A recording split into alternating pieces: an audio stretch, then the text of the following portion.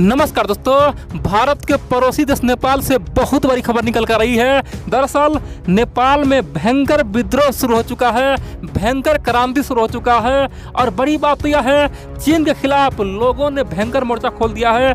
जगह जगह सड़क पर लोग उतर चुका है, गुस्सा दिखा रहा है। नेपाल पहली बार चीन के लिए इतना बड़ा मोर्चा खोला है। कह सकते हैं कि चीन के लंका में आग लगा दिया है और चाइना को दोस्तों पूरी तरह से बर्बाद करने के लिए नेपाली जनता सड़क पे उतर चुका है। बड़ी बात तो यह दोस्तों, अब चीनी राजदूत, चीनी लोग नेपाल में सुरक्षित बिल्कुल नहीं है। अब नेपाली लोग उसे ढूंढ रहा है और उसका लंका जाने के लिए तैयार है। दोस्तों बहुत बड़ी बात है, केवल एक साल में इतना बड़ा बदलाव, दुनिया हैरान हो गया है। और नेपाली लोग ने एक बहुत बढ़िया नारा दिया है। अगर इस नारा को पकड़ेंगे ना, नेपाली लोगों ने कहा है कि चाइना दुनिया के लिए बोझ है और जो काम श्रीलंका में किया वो हम नेपाल में नहीं होने देंगे। अब की बार हम लोग आर्या पार करेंगे, हमें कोई नहीं उसका रहा है। दोस्तों चीन के कुछ थिंक टैंक और बुद्धि बोला है कि नेपाल में जो हो रहा है उसके पीछे भारत का हाथ है। इसीलिए नेपाली जनता बोला है कि हमारे पीछे कोई नहीं है, हम अपने हक के लिए लड़ रहे हैं और चीन के पास केवल कुछ महीना है, कुछ महीना में हमारा जमीन दो, नहीं तो तुम्हें यहीं पे खत्म कर देंगे। दोस्तों बहुत कुछ हुआ है, मैं आपको एक एक पॉइंट बताऊं आखिरकार हुआ क्या है और क्यों वहाँ पे हजारों लोग सड़क पे उतरा हुआ है। जगह जगह क्यों विद्रोह, खासतौर पे क्रांति छिड़ा हुआ है चीन के खिलाफ। दोस्तों मैं आपको एक एक पॉइंट बताऊं, आप लोग पूरा वीडियो देखते रहिए। देखिए आप जानते हैं पिछले 2-3 साल में नेपाल एंटी इंडिया हो गया। दोस्तों यहाँ पे नेपाली जनता नहीं हुआ, नेपाली सरकार यानी कि पूर्व सरकार यानी कि केपी ओली शर्मा एंटी इंडिया बयान दे के भारत को अपना दुश्मन बना लिया।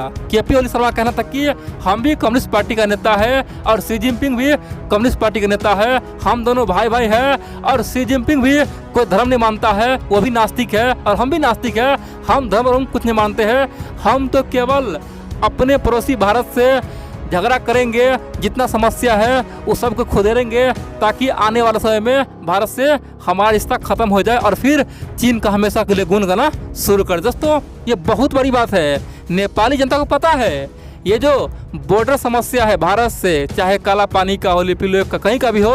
दोस्तों ये समस्या आज का नहीं है, ये तो अंग्रेजों का दिन है, ठीक है। अंग्रेज जब गया उससे पहले ही ये समस्या छोड़ के गया था। लेकिन बड़ी बात तो यह है, इसी आड़ में चाइना बहुत बड़ा गेम खेल रहा था और नेपाल के कई हजार हेक्टेयर जमीन हड़प लिया। दोस्तों 2017 में चीन ने नेपाल का एक गाँव था, नेपाल का रुई गांव था, उस रुई गांव पे पूरी तरह से कब्जा कर लिया, बोल दिया कि ये तो हमारा है। और दोस्तों उस समय नेपाल के पूर्व प्रधानमंत्री केपी ओली बोला कि अरे भाई हमारा जनता ही चीन में मिल गया, यानी कि हमारा जो नागरिक है वो खुद ही चीन में मिल गया, चीन का नागरिकता बना लिया, इसीलिए पूरे गाँव चीन का हो गया, हम क्या करें। दोस्तों ऐसा बयान देके वो चुप हो गया था।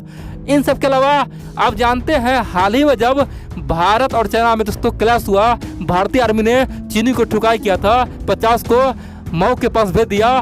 बड़ी बात तो यह है उसी दौरान नेपाल में एक और धोखा हुआ, चाइना ने हुमला जिला में खासतौर पे 9 बड़े बड़े बिल्डिंग बना दिया। बड़ी बात तो यह है चीन ने नेपाल के कई हेक्टेयर जमीन हड़प लिया और यहाँ पे जब नेपाली प्रशासन और नेपाली जनता वहाँ पे सर्वेक्षण के लिए गया, उसका विरोध किया तो चीनी ने उस पर हमला कर दिया और आंसू गले छोड़ दिया, आंसू गैस छोड़ दिया और सबको भगाया, बोला कि यहाँ से जाओ, ये हमारी जमीन है, वहाँ पे आने का कोई अधिकार नहीं है। बड़ी बात तो यह दोस्तों, नेपाली लोग चाह के भी वहाँ पे नहीं पहुँच पाया और आज से दोस्तों 6 महीना पहले लगभग पूरे नेपाल में चाइना के खिलाफ दोस्तों प्रदर्शन हुआ था और केपी ओली से सब जवाब मांगा कि आखिरकार ये हो क्या रहा है, ये बताइए। लेकिन दोस्तों केपी शर्मा ओली बुरी तरह से चुप था, शांत था।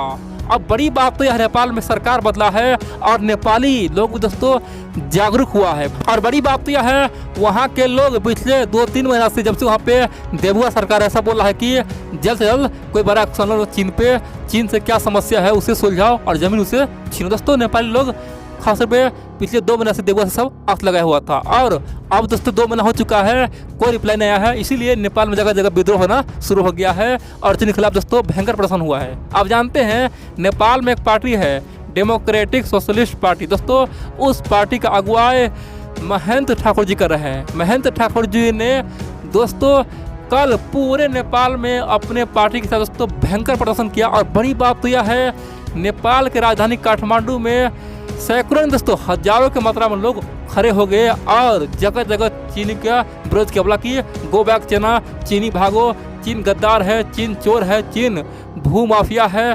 चीन दुनिया को ठगता है, गरीबों को खासतौर पे चीन नज़र बनाए रखा हुआ है। चीन नेपाल का हार श्रीलंका जैसा करेगा। चीन हमारा जमीन हड़पा है, चीनी को यहाँ से भागना ही होगा, अगर नहीं भागे उसका कहानी हम खत्म करेंगे। दोस्तों नेपाली जनता दोस्तों जगह जगह विरोध किया। इतना ही नहीं, चीनी लोग दोस्तों कल छुप छुप के जी रात सिंपल से बात करें, जब नेपाल में प्रदर्शन चला था, यहाँ पे चीनी लोग दोस्तों बिल्कुल ही घर के अंदर कैद था। कह सकते हैं कि चीनी एम्बेसी भी बंद था, चीनी राजदूत भी दोस्तों घर के अंदर घुसा हुआ था, क्योंकि नेपाल में जो कल माहौल बना था ना, उस माहौल को भाप के चाइना डर गया। उसे लग रहा था कि अब हमारा कहीं खत्म होने वाला। बड़ी बात तो यह दोस्तों, चाइना को अब मिर्ची लग चुका है। चीन बोल रहा है कि ये जो हो रहा है ये सब भारत के इशारों पे हो रहा है, भारत यहाँ पे उसका रहा है, और यहाँ पे अमेरिका भारत चाहता है कि MCC पारित हो जाए। यहाँ पे देवगुआ सरकार भारत का गुण गा रहा है, अमेरिका गुण गा रहा है। दोस्तों सच्चाई तो यह है कि ये बात वहाँ की जनता कर रहा है और वहाँ के जो दूसरा पार्टी है वो मांग कर रहा है, लेकिन चीन फिर से वही प्रोपेगेंडा फैला रहा है ताकि लोगों में नफरत बना दे और बता दे कि भाई भारत तुम्हारा दुश्मन है, हम तो तुम्हारा मित्र है। और दोस्तों इसी बहाने चीन खासतौर पर नेपाल की भूमि कब्जा करने में थोड़ा भी हिचकेगा नहीं। दोस्तों एक रिपोर्ट ये आया था कि चीन पिछले 10 साल में यानी कि 2011 के बाद अब तक कम से कम नेपाल में हजारों हेक्टेयर जमीन हड़प चुका है। खासतौर पे तिब्बत के आसपास जो भी सीमा है, हर जगह कहीं पे पिलर गायब है तो कहीं पे सीमा के उस पार जाकर चीन अपना खासतौर पे आर्मी कैंप बना लिया है। खासतौर पे 2011 के बाद चीन ने कम से कम हजारों हेक्टेयर जमीन हड़पा है और सैकड़ों बीघा जमीन चीन नेपाल से जगह जगह खरीद रहा है और लीज भी ले रहा है। बोल रहा है कि यहाँ पे हम विकास करेंगे, यहाँ पे एयरपोर्ट बनाएंगे। दोस्तों तरह तरह की बातें कर रहा है। अब बड़ी बात तो यह है कि इसीलिए देवगुआ सरकार एक्टिव हो चुका है। अब बोलेंगे जब नेपाल सरकार खुद ही जमीन दे रहा है तो एक्टिव क्यों हुआ? दोस्तों नेपाल में जो हुआ है ना, ये देवगुआ सरकार ने किया है। आज से 6 महीना पहले ये सब हुआ है जब KP शर्मा ओली का वहाँ पे सरकार था। तो इसीलिए देवगुआ सरकार ने हाई लेवल मीटिंग किया और एक कमेटी बनाया है। उस कमेटी को बोला है कि केवल कुछ महीने में पता करो नेपाल का कितना जमीन चीन अब तक हड़प चुका है। दोस्तों देवगुआ सरकार ने साफ कहा कि भारत से भी हमारा समस्या है, चीन से भी है, लेकिन भारत का समस्या मेरा आज का नहीं है, वो तो अंग्रेजों का दिन है, 1947 से पहले का है। लेकिन चाइना अभी कब्जा किया है, जब नेपाल में लोकतंत्र है उसके बाद कब्जा किया है। ये तो बहुत बड़ा अनहोनी हो चुका है। इसीलिए पहले पता करो आखिरकार चीन कहाँ घुसा है, कहाँ हमारी जमीन हड़पा है, उसके बाद हम बड़ा प्लान बनाएंगे और चीन से ये जमीन छीनेंगे। दोस्तों ये बहुत बड़ी बात है।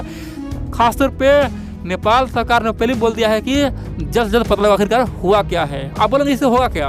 देखिए नेपाल का हजारों हेक्टेयर जमीन चीन हड़प चुका है। जैसे ही रिपोर्ट आएगा फिर क्या होगा, चीन मानने से इनकार करेगा और यहाँ पे नेपाल या तो यूनाइटेड नेशन जाएगा या फिर भारत से मदद मांगेगा या फिर दुनिया से मदद मांगेगा। और बड़ी